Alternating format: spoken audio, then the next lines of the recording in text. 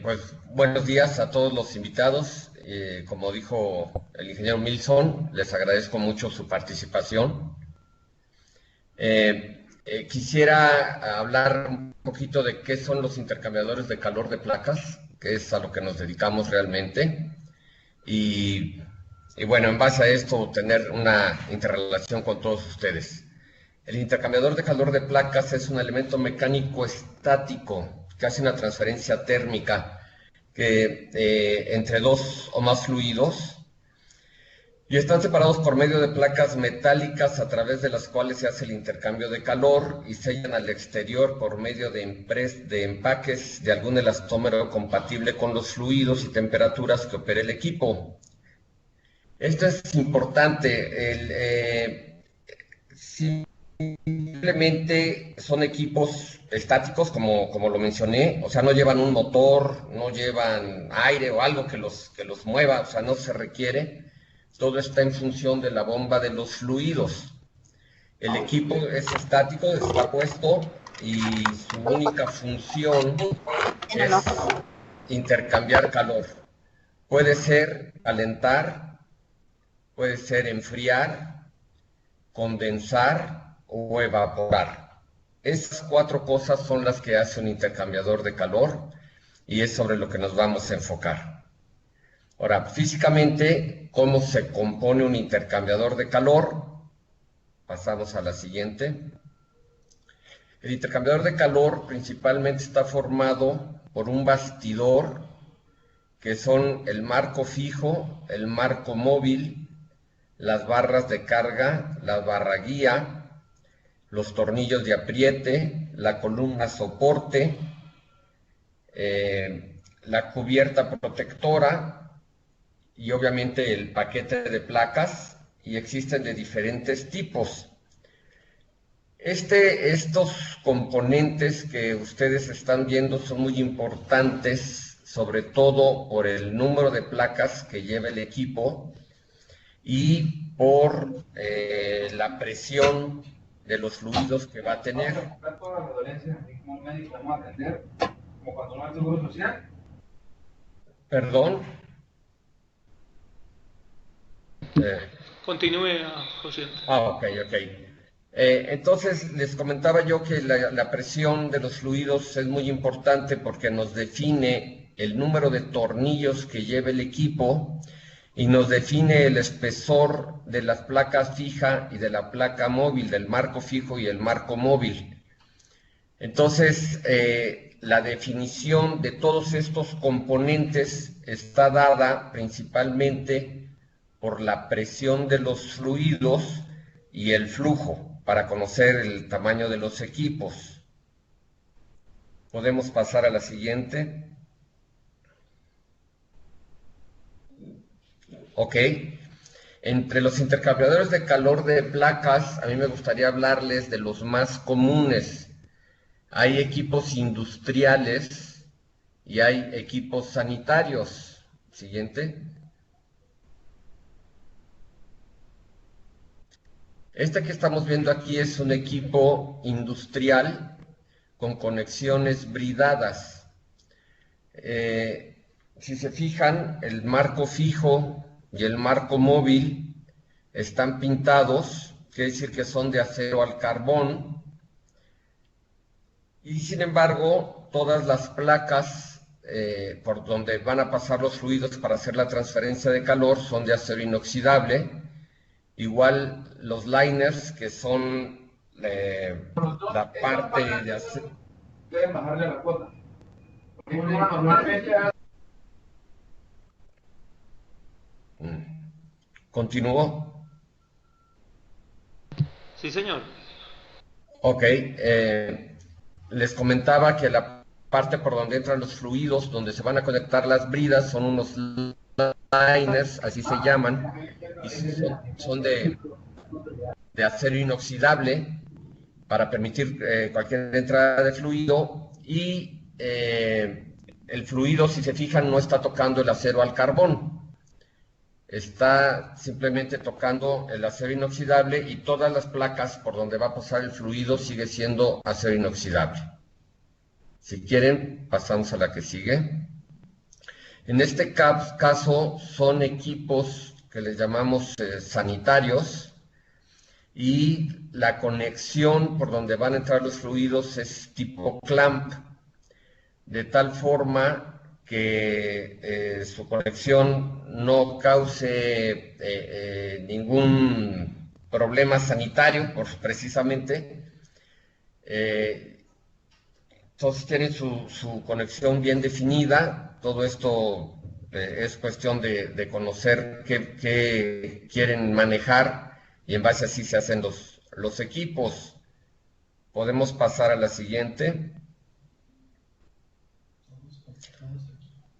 En algunos otros casos, los equipos son con conexiones roscadas, tipo NPT estándar, de tal manera que es una tubería roscada la que se conecta a los equipos. De igual forma, estas conexiones NPT son de acero inoxidable.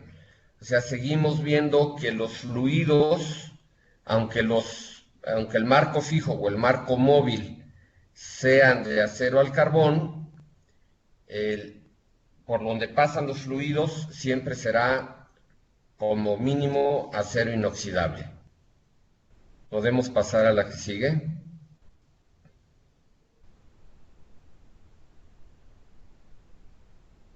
Ok. Los materiales estándar, por llamarlos así, tanto para placas como para empaques. En el caso de las placas es acero inoxidable.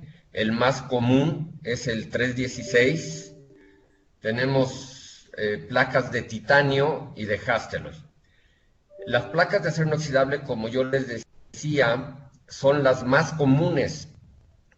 Prácticamente todos los fluidos aceptan el acero inoxidable. Ahora bien, hay placas de titanio para cuando se usa en alimentos, por ejemplo, la salmuera. La sal es un enemigo terrible del acero inoxidable, entonces necesitamos otro tipo de placa. El titanio y la sal no están peleados, entonces cuando se trata de salmuera, cuando se trata de tomar agua de mar para enfriamiento, cuando se trata de cloruros, por ejemplo, los cloruros, el ácido clorhídrico también es enemigo del acero inoxidable. Entonces, en todos esos casos, la placa de titanio conviene más. Obviamente el precio es más alto, bastante más alto, por lo que siempre hay que tener mucho cuidado de cuándo realmente se requiere el titanio. La diferencia en precios es grande, y todavía es más grande contra el Hastelloy. El Hastelloy es un tipo de acero inoxidable, pero es muy resistente al ácido sulfúrico.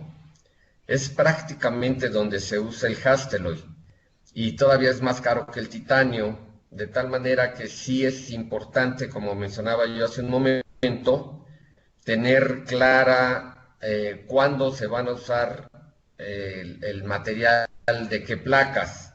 En el caso del acero inoxidable 304 no es muy común, pero sí se puede usar, sobre todo en casos de agua, pero normal vendría siendo el acero inoxidable 316. En el caso de los empaques, como vemos, está el nitrilo, el EPDM, el bitón y el neopreno. Nuevamente aquí influyen los precios, pero tienen igual que las placas, cuando se usa un empaque y cuando se usa otro. Si pasamos a la siguiente. Ok. Si se fijan, el nitrilo es un material estándar para temperaturas menor a 100 grados centígrados. Actualmente ya se están haciendo empaques de nitrilo que soportan hasta 120 grados centígrados. Es importante decir, cuando hablamos de empaques, que en la medida en que estemos más cerca de su límite de temperatura, su tiempo de vida va siendo menor. Entonces, el empaque, vamos a decir, más común, el que se usa pues, en muchísimos fluidos, es el de nitrilo, y vamos a decir que nos puede soportar entre 100 y 120 grados centígrados máximo. En el caso del EPDM, también es un material estándar y es para temperaturas hasta 160 grados centígrados. Pero tiene el problema de que no es compatible con aceites. Entonces, realmente el EPDM se usa mucho cuando estamos hablando de vapor. Cuando queremos calentar algún fluido con vapor, entonces el EPDM es un buen elastómero para usarse y tener mucho cuidado de no calentar aceites porque desbarata al EPDM. Otro fluido, otro empaque importante es el de Vitón.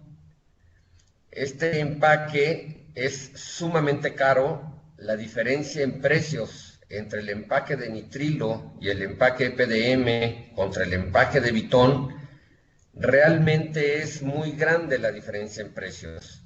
Entonces, debe de ser, igual que les mencionaba yo en las placas, tener muy claro cuándo se debe de usar. En este caso, para determinados ácidos, como el ácido sulfúrico que platicábamos hace un momento, pues es necesario usar un empaque de Vitón, a lo mejor con algunos lubricantes, cuando no podamos usar el nitrilo porque 100 grados no nos satisface y el EPDM no lo podemos usar, a lo mejor en esos lubricantes pues sí tendríamos que usar el empaque de Vitón. Entonces hay que tener muy claro cuándo usar este tipo de empaques. Y por último, el empaque de neopreno, que también es no estándar y se usa mucho en refrigeración, en gases, pues el R22, amoníaco, cualquier tipo de gas que se quiera usar, ya que esos gases, su punto de congelación es realmente muy bajo comparado con el agua, que sería 0 grados centígrados. Estos es por mucho más bajo y entonces nos ayudan a enfriar fluidos. Es cuando realmente se usa el empaque de neopreno para evitar cualquier tipo de fuga, ya que si tenemos una fuga de amoníaco en una planta, lo más probable es que tengamos que llamar a Protección Civil, desalojar todas las plantas que estén alrededor de la nuestra. Realmente sí es un problema muy serio, sacar a todo el personal. Entonces, ahí sí es muy importante el empaque de neopreno para el manejo de gases.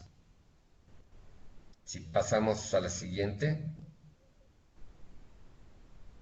Ok, ¿cuáles serían los criterios de diseño? Y esto es muy importante, o sea, primero pues es qué fluidos vamos a manejar, cuál es nuestro fluido caliente y cuál es nuestro fluido frío, y saber si queremos calentar o queremos enfriar el fluido. Luego los flujos, puede ser en galones por minuto o metros cúbicos por hora, o sea, las unidades es lo de menos, pero sí tenemos que conocer los flujos.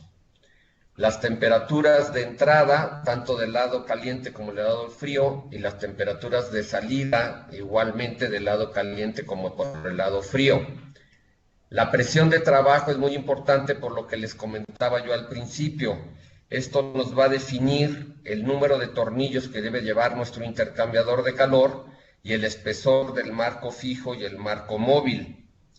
Y la caída de presión permisible. Vamos, obviamente al entrar los fluidos al intercambiador de calor, vamos a tener una caída de presión. La caída de presión puede afectar al sistema con el que se esté trabajando en una empresa. Entonces es importante conocer este dato. A menor caída de presión, mayor número de placas en el intercambiador de calor. Entonces también hay que tener cuidado y no decir, yo la menor caída de presión posible es lo que yo necesito. Pero entonces vamos a tener a lo mejor muchas placas cuando no es necesario. En mi experiencia, 1 kilo de caída de presión es un parámetro muy normal. Obviamente habrá empresas que digan, no, yo 1 kilo, para mí es mucho que se me caiga la presión 1 kilo y prefiero medio kilo. Pero siempre estar conscientes de que a menor caída de presión, mayor número de placas, lo que implica mayor costo. Los intercambiadores de calor, lo primero que hacen en el software para hacer el cálculo, el diseño del equipo, es ver el flujo. Y lo primero que hacen es decir, bueno, ok, si mi flujo es muy grande, pues todos los intercambiadores cuyas conexiones son de 1 pulgada, 2 pulgadas, los eliminamos.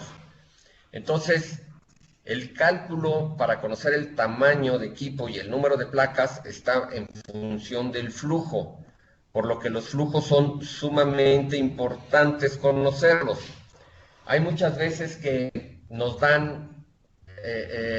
dicen, bueno, pues tengo una bomba que va a mandar un flujo de 80 galones por minuto o 200 galones por minuto, pero la verdad es que ese flujo se divide y se va a diferentes puntos y al intercambio de calor a lo mejor le está entrando un 20% del flujo, pero al darnos el total de la bomba, pues obviamente nosotros calculamos un intercambiador enorme cuando se requiere uno bastante más pequeño. Entonces sí es muy importante conocer los flujos para no tener problemas. Y obviamente los fluidos es sumamente importante porque es lo que nos va a definir qué material de placas vamos a usar y qué material de elastómero vamos a usar. Entonces, toda esta información, entre más real es mejor, porque además, pues todo queda en manos del usuario final. Todo lo que nosotros hacemos, pues lo hacemos en base a la información que nos dan. Si la información está mal, pues lo más probable es que el intercambiador de calor no funcione. Para hacer el balance térmico, usamos los 2 datos de flujo, los 2 datos de entrada y los 2 datos de salida. Son 6 datos. De esos 6 se requieren 5 y dejar 1 abierto para que se haga realmente el balance térmico. Ejemplo, si yo quiero enfriar aceite de un compresor con agua de torre de enfriamiento, entonces, si yo doy los flujos del aceite y de la torre de enfriamiento, la temperatura de entrada del aceite y hasta cuánta temperatura lo quiero bajar, que sería la de salida, y la temperatura de entrada de la torre de enfriamiento, dejo abierta la temperatura de salida de la torre de enfriamiento, porque al final de cuentas no me va a afectar a qué temperatura salga el agua, porque regresa a la torre de enfriamiento y se vuelve a enfriar. Ese sería, en este ejemplo, el punto a dejar abierto para el cálculo del intercambiador. Obviamente, si no tenemos al menos esos 5 datos, es imposible hacer los cálculos. Hay empresas que nos han dicho, bueno, pues haz tú un cálculo imaginario. Le digo, bueno, pero va a salir también un intercambiador imaginario, ¿no? O hay que nos dice, pon tú los flujos y nosotros buscamos bombas para tener esos flujos. En fin, o sea, se pueden hacer muchas cosas, pero lo importante es tener al menos esos 5 datos y dejar abierto uno para que se dé el balance térmico y funcione el cálculo de los intercambiadores de calor. Pasamos a la siguiente.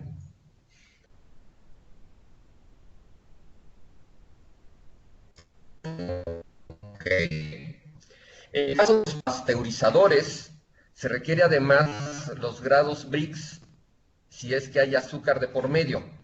Normalmente cuando se ponen los pasteurizadores, que son para la leche, para jugos o para jarabes principalmente, son equipos sanitarios y entonces cuando se trata de jugos o jarabes hay azúcar de por medio. Conocer los grados Brix es muy importante, o sea, qué porcentaje de azúcar se está poniendo en el fluido. Cuando estamos hablando de refrigeración, entonces necesitamos saber si estamos hablando de evaporador. En el caso del evaporador, pues necesitamos de salida y qué refrigerante vamos a usar. Si recuerdan, hablábamos hace un momento de los empaques de neopreno que se usan precisamente para el amoníaco, el R22 o cualquier otro tipo de gas. ¿Sí? Conocer la temperatura de evaporación, la capacidad del equipo, normalmente se da en toneladas de refrigeración, y el tipo de sistema. Hay dos sistemas en la evaporación, el inundado o el de expansión directa. En el caso del inundado, es un reflujo natural en el que el evaporador se inunda con cierto nivel de refrigerante en fase líquida, obviamente, y en el caso de expansión directa, entonces se hace a través de una válvula y se alimenta con gas. Cuando estamos hablando de condensador, en el caso de refrigeración, seguimos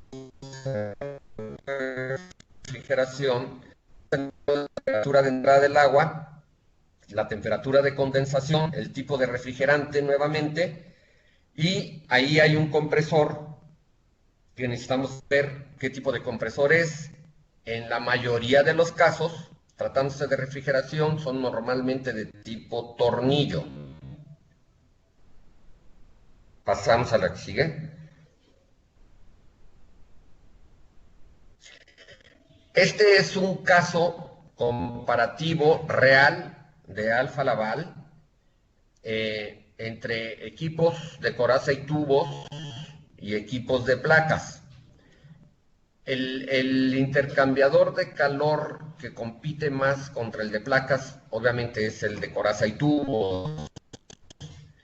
Y aquí les pongo un ejemplo de por qué conviene más un equipo de placas contra uno de tubos para un mismo servicio. Si ustedes se fijan, el peso en toneladas drenado de los 4 equipos de placas es de 16 toneladas, pero en el de coraza y tubos es de 96 toneladas para el mismo servicio. Ya los equipos llenos del fluido y operando, en el caso de los de placas, simplemente cambió en 3 toneladas, de 16 a 19 toneladas. En el caso de los de tubos, el peso cambió en 40 toneladas, ahora son 136 toneladas. El área para su instalación, en el caso de los de placas, es de 150 pies cuadrados, y en el caso de los de tubos, es de 1130 pies cuadrados. Ya considerando el área para poder hacer mantenimiento en equipos grandes principalmente, en el caso de los de placas, estamos hablando de 225 pies cuadrados. Aumentamos en 75 pies cuadrados. En el caso de los de tubos, estamos hablando de 2045 pies cuadrados. Estamos aumentando 915 pies cuadrados. Realmente es muy importante esta diferencia, que está dada principalmente por el área punteada que se ve en los tubos, donde hay que destapar un extremo, y para sacar el haz de tubos, pues se requiere una distancia igual al tamaño del haz de tubos. Entonces hace que el mantenimiento requiera un área muchísimo mayor. En el caso de la transferencia térmica por unidad en millones de BTUs por hora, si se fijan, es más eficiente el de placas. Estamos hablando de 45 BTUs por hora contra 30 BTUs por hora. Entonces, aunque estamos teniendo equipos más pequeños, la eficiencia de los equipos es mayor, ¿sí? Y obviamente el número de unidades está aquí a la vista, 4 unidades de placas contra 6 unidades de tubos. Esto nos da un ejemplo claro de las bondades que tiene un intercambiador de placas contra un intercambiador de tubos. Y si pasamos a la siguiente, el diseño es modular, se pueden adicionar o quitar placas y esto puede hacer que se cambie fácilmente un proceso. O sea, si yo requiero aumentar mi proceso, mi producción, en uno de placas, simplemente pongo más placas, o si estoy reduciendo, quito placas. Mientras que en un intercambiador de coraza y tubos, no tengo forma de aumentar tubos ni de quitar tubos, por lo tanto, al cambiar mi proceso, es necesario hacer el cambio del intercambiador de calor. En el de placas, no necesariamente, salvo que sea un cambio de proceso del doble, bueno, pues entonces a lo mejor sí habría que hacer un cambio de intercambiador de calor, pero si son cambios relativamente sencillos, un 20% más de mi producción o disminuirlo porque por alguna razón estamos bajando, quitar placas o poner placas me es mucho más económico que el cambio de todo el equipo. Por otro lado, el tamaño compacto. O sea, tengo menos peso, requiero menos espacio y tengo menos volumen de retención. Todo esto me ayuda desde la cimentación para los equipos hasta los espacios para poder hacer su mantenimiento y obviamente en lugares donde el espacio vale oro, pues son muy importantes estos equipos. Ejemplo, si yo tengo una plataforma marina para extracción de petróleo, donde en esa plataforma el metro cuadrado es carísimo, los equipos de placas siempre serán más favorables que los de tubos por sus tamaños. Y su alta eficiencia, al tener una menor área de transferencia, su anclaje, los altos índices de transferencia, podemos llegar hasta 1 grado centígrado de diferencia entre lo que queremos enfriar y lo que estamos calentando. Voy a tratar de ser más claro. Regresando al ejemplo del aceite-agua que puse hace un momento, si yo estoy bajando el aceite de 30 grados a 24 grados centígrados, a lo mejor con agua de enfriamiento de 23 grados centígrados lo logro en un equipo de placas. O sea, llegué a 24 en el aceite y meto el agua de enfriamiento a 23. Tengo una delta T de 1 grado centígrado. En un equipo de tubos, normalmente esto no se logra. Lo máximo que se logra debe estar entre 4 y 5 grados centígrados.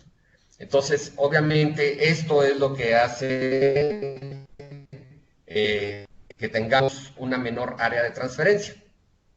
Son unas de las grandes ventajas de los intercambiadores de placas contra los intercambiadores de tubos. Si pasamos a la siguiente. Ok. Los equipos sanitarios normalmente se usan en las cervecerías. Aquí en México, Grupo Modelo, que es una empresa muy grande, o la cervecería Cuauhtémoc Moctezuma, usan estos tipos de intercambiadores de calor. Los refresqueros como Pepsi Cola, Coca-Cola o cualquier otra empresa que se dedique a esta línea usa estos tipos de equipos. Las empresas lácteas que hacen leche, yogurts, quesos, crema, usan este tipo de equipos. Empresas que hacen jamones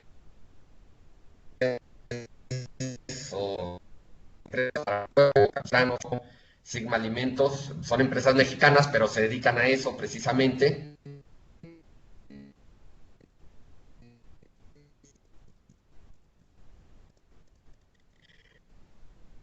Todas las empresas que son de cuidado del cuerpo o incluso que hacen alimentos como Unilever, esas también usan este tipo de equipos. Si se fijan, todo el equipo es de acero inoxidable, o sea, aquí no está el marco marco fijo, están pintados, es acero inoxidable como tal, para poder cumplir con regulaciones que marcan ¿no? Entonces, todo el equipo es acero inoxidable. Si se fijan estos equipos, sobre todo en el caso de la pasteurización, llevan unos grids, así se les llama, que son o llevan más bien la finalidad de poder pasar el fluido de una sección a otra. Aquí se ve, en este intercambiador que está en la foto, se ven 3 secciones. La primera sección le llamamos sección de calentamiento, la sección de en medio es de regeneración y la última sección es de enfriamiento. Estos equipos, incluso los grids, todo es acero inoxidable. Las terminaciones son clamp y la idea es cumplir con todas las regulaciones sanitarias. Si pasamos a la siguiente. Estos son equipos industriales, donde ahora sí el marco fijo, el marco móvil, son de acero al carbón, están pintados con una pintura epóxica, porque muchas veces les da lluvia, están en la intemperie, entonces llevan una pintura epóxica para soportar esas agresiones. Las barras, los tornillos, las tuercas, todo es acero, es fierro, galvanizado, de igual manera para soportar las agresividades del tiempo. Y se usan mucho en acerías, ArcelorMittal o Altos Hornos de México, de acero, o sea, son empresas mexicanas. ArcelorMittal obviamente es una empresa internacional muy grande, todos sus equipos son de este tipo. Las empresas generadoras de energía, como Iberdrola de España, usan estos equipos también. En el caso de la metalurgia, los equipos se usan tanto para el enfriamiento del aceite como para el enfriamiento del agua que va a ir a enfriar a su vez a los hornos. En el caso de las generadoras de energía como Iberdrola, se usan mucho para el enfriamiento de las turbinas, enfriar agua para enfriar las turbinas, o bien para enfriamiento de aceite también. Las empresas fabricantes de automóviles, como General Motors o Chrysler, Ford, la que sea, usan mucho estos equipos, tanto para el enfriamiento de su aceite en los robots o en los compresores, como lo usan también en el área de pintura, para el manejo del fosfatizado. Ahí también usan mucho este tipo de equipos. Las empresas químicas, prácticamente todas las diferencias que hacen de temperaturas, es a través de este tipo de intercambiadores de calor. Este es un panorama rápido, porque tampoco teníamos mucho tiempo para estar con ustedes, pero espero que les dé una idea de todo lo que hacemos. Y con Transequipos es la empresa con la que estamos haciendo todo este trabajo, y poder brindar el equipo más económico de intercambiador de calor de placas que podamos ofrecer en Colombia. Estoy a sus órdenes por si hubiera alguna pregunta.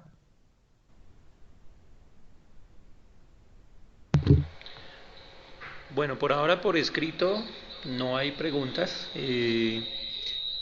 Los invitamos a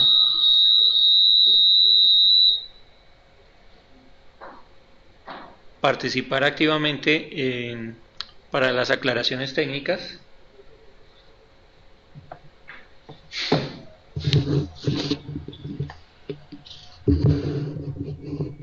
Ingeniero José Antonio, tenemos dos preguntas. Voy con la primera. ¿Cuál es el tiempo de vida de un intercambiador de calor?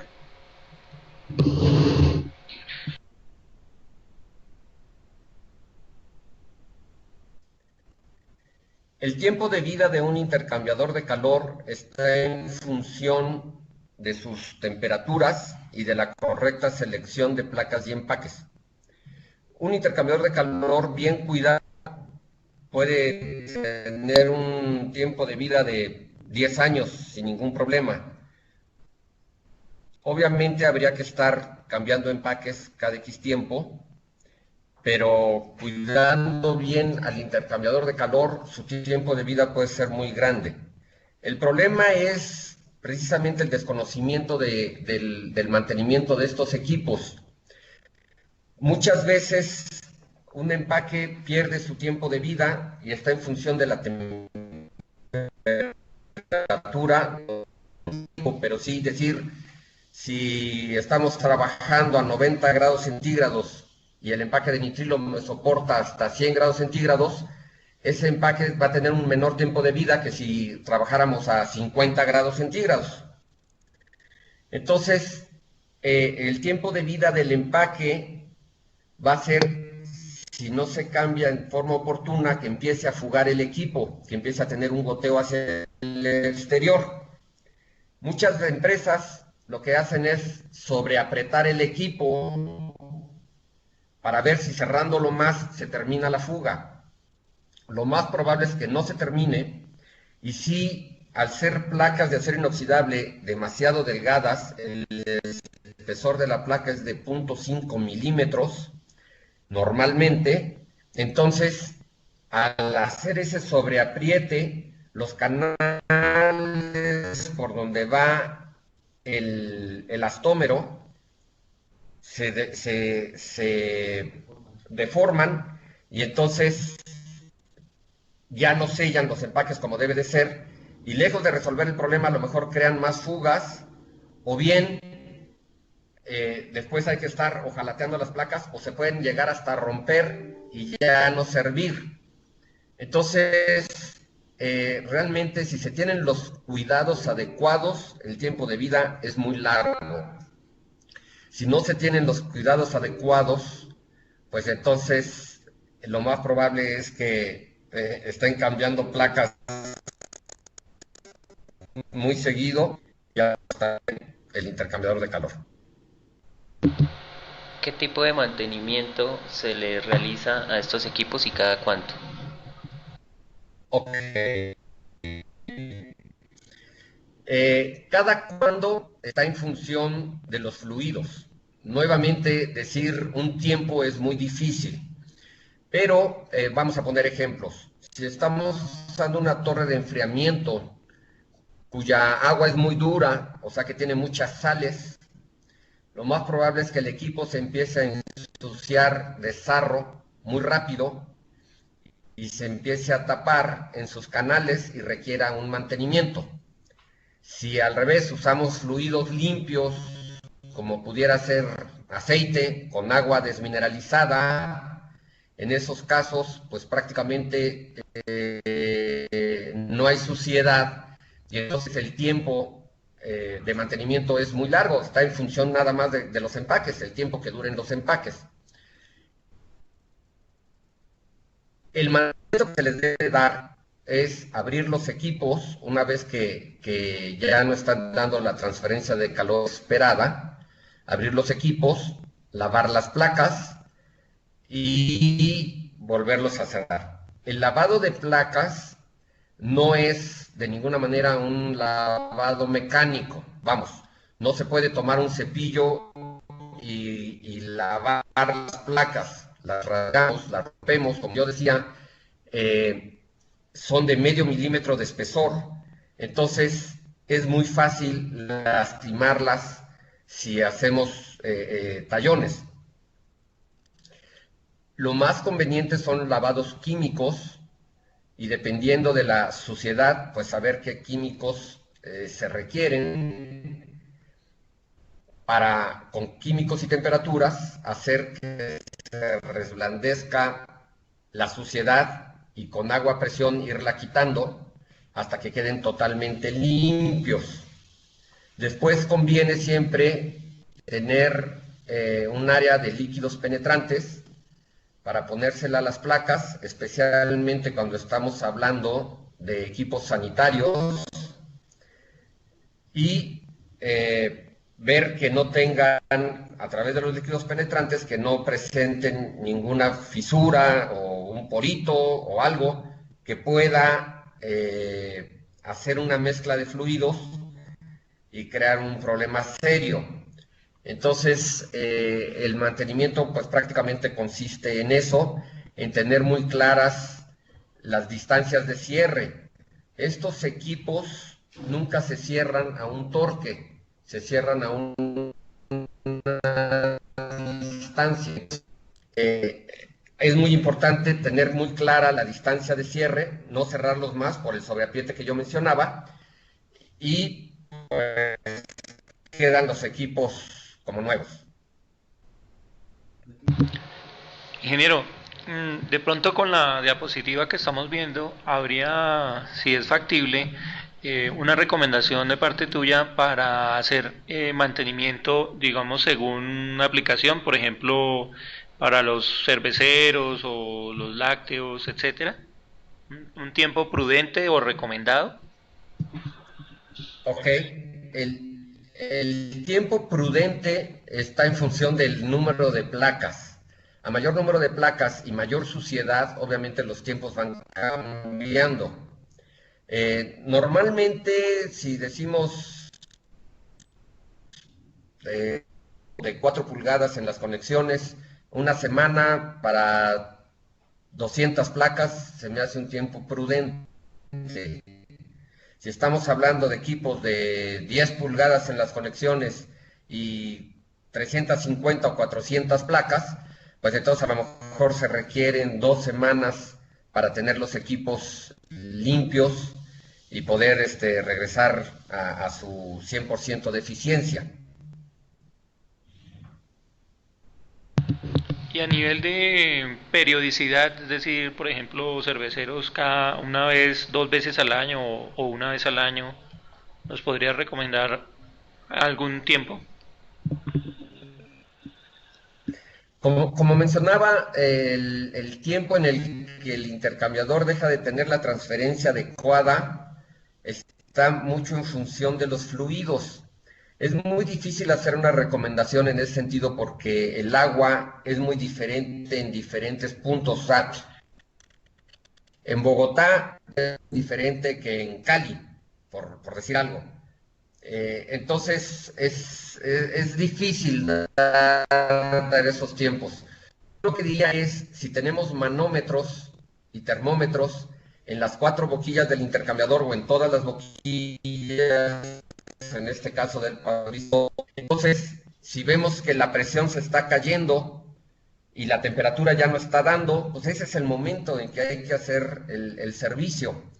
Si quisiéramos dar un tiempo, yo diría cuando menos una vez al año, sí estar muy al pendiente de los empaques y de cómo están las caídas de presión. Bueno, continuamos con las preguntas de los asistentes. ¿Un equipo de estos se puede usar para calentar aire forzado por medio de vapor en secadores de granos? No, no es muy normal, no es muy conveniente. El aire en este tipo de equipos sí se puede, pero no es fácil y a veces se falla. Yo no lo recomendaría mucho. En ese caso yo diría que un serpentín creo que da mejores resultados. Ok, la siguiente pregunta dice, ¿las placas vienen con distintos tipos de corrugados? ¿En base a qué se diseñan o escogen estos tipos de corrugados y qué ventajas tendrían frente a las placas lisas?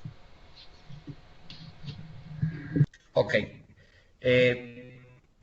Placas lisas, hasta donde yo entiendo, no existen. Sí existen diferentes tipos de corrugados y es muy buena pregunta. Normalmente todos los fabricantes de intercambiadores de calor tenemos 2 tipos de corrugados. uno es un ángulo mayor a 90 grados y el otro es un ángulo menor a 90 grados en la corrugación. Lo que se está haciendo es darle mayor tiempo de residencia a los fluidos o menor tiempo de residencia a los fluidos dentro del intercambiador de calor. En el caso de los de mayor de 90 grados, el intercambiador de calor es mayor, pero la caída de presión también es mayor.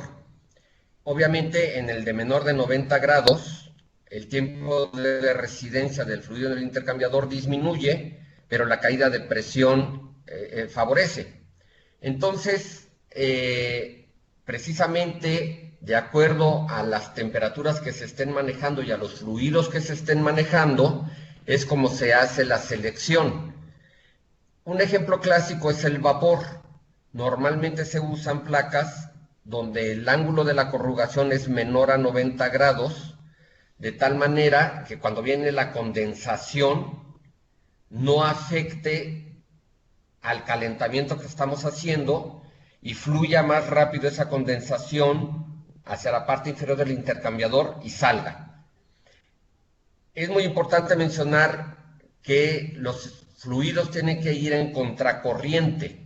Quiere decir que si yo meto un fluido caliente por el lado de arriba, el fluido frío tiene que entrar por la parte de abajo para que vayan en contracorriente. En el caso del vapor es el único caso donde siempre se pone por arriba y precisamente por la condensación.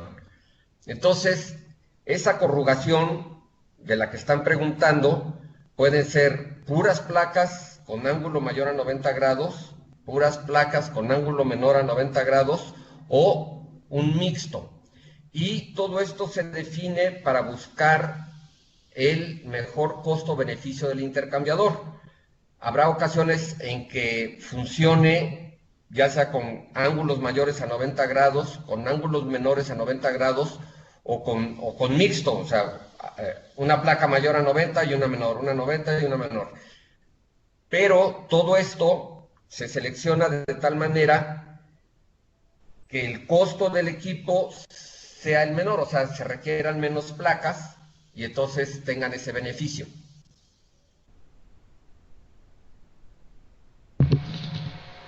¿Qué bibliografía es recomendada para realizar un adecuado diseño de un PHE? Ok. Hay mucha información en Internet, principalmente si se meten a las páginas de Alfa Laval, encontrarán realmente muchísima información sobre los diferentes tipos de intercambiadores de calor.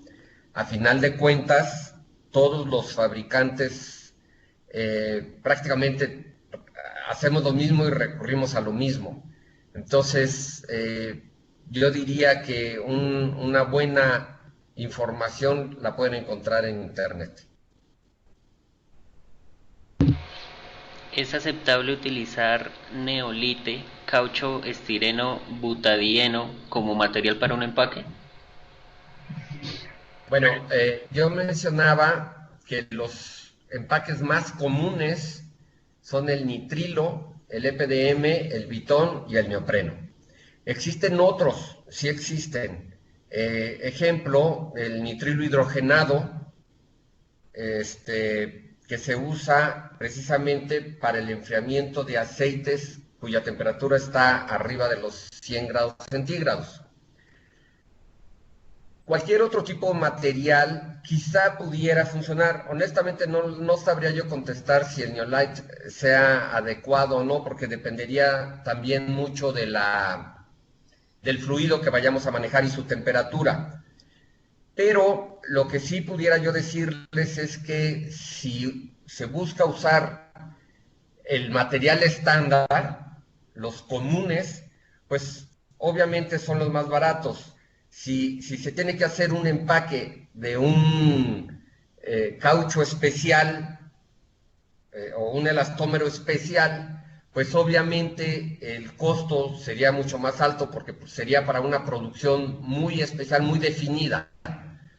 Entonces no es lo recomendable, aunque pudiera servir.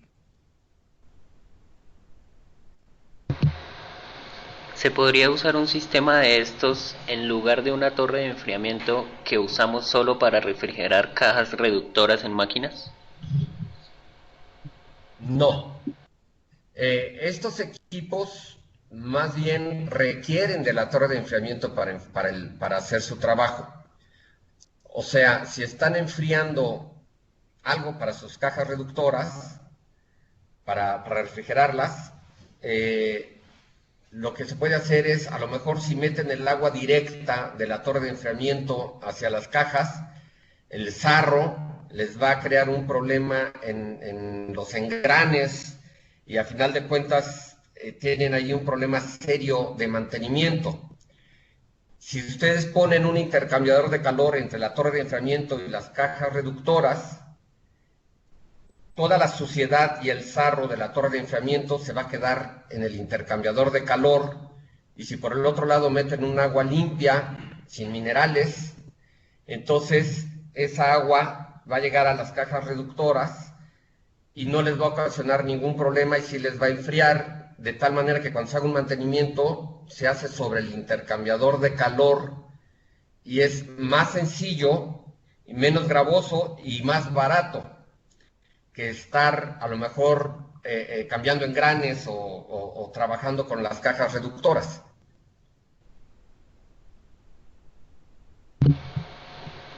¿Se recomienda el lavado con agua a presión? ¿Cuál es el límite de esta presión para no causar daño al material de la placa o generar puntos de corrosión? Ok, prácticamente el agua a presión, si estamos usando un Karcher, por decirlo así, una hidrolavadora de presión, normalmente no les pasa nada a las placas. Lo que sí es muy importante es que sea agua, o sea, como yo mencionaba hace un momento, si se usan ácidos, ácido clorhídrico principalmente, o cualquier ácido que lleve cloruros o desincrustantes que lleven cloruros, eso sí afectan mucho a las placas de acero inoxidable. Y como en un porcentaje muy alto los intercambiadores de calor tienen placas de acero inoxidable, sí es muy factible que causen un daño a las placas.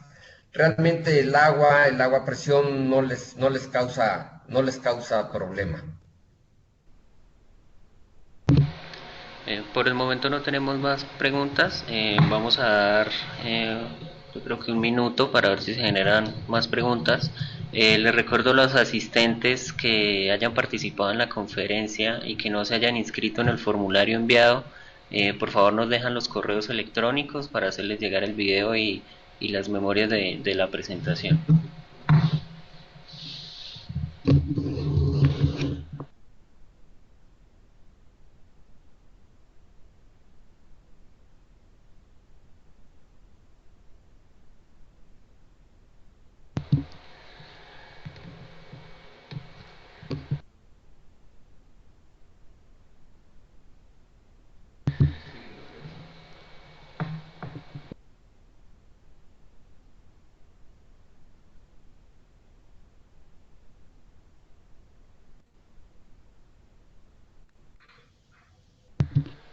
Ingeniero José Antonio, tenemos otra pregunta. ¿Recomienda el lavado desmontado de las placas o mejor implementar un lavado online? El lavado online es bueno, se necesita tener entre el intercambiador de calor y donde vamos a conectarnos para hacer el lavado online, una válvula para separarlo, como quien dice, del flujo normal, drenarlo y entonces meter agua con ácido abusados, habría que ver qué es lo que lo está tapando para saber qué manejar, o agua con sosa, y hacer una recirculación y estar recirculando. Esto es bueno en el sentido de si está muy tapado el equipo, a lo mejor destapa en un 70%, en un 80%, o a lo mejor en un 50 o 40%. Lo que les quiero decir es que sí les va a dar resultado inmediato, pero a largo plazo se les va a volver a tapar, y me refiero en un tiempo menor que si estuviera completamente limpio. O sea, un equipo nuevo a lo mejor tarda en taparse 1 año. Si se le hace un lavado online, a lo mejor se tapa ahora en 7 meses. Y se vuelve a hacer un lavado online y a lo mejor ahora en 5 meses y después en 3 meses. Y llega un momento donde por fuerza hay que abrirlos y lavar las placas como debe de ser.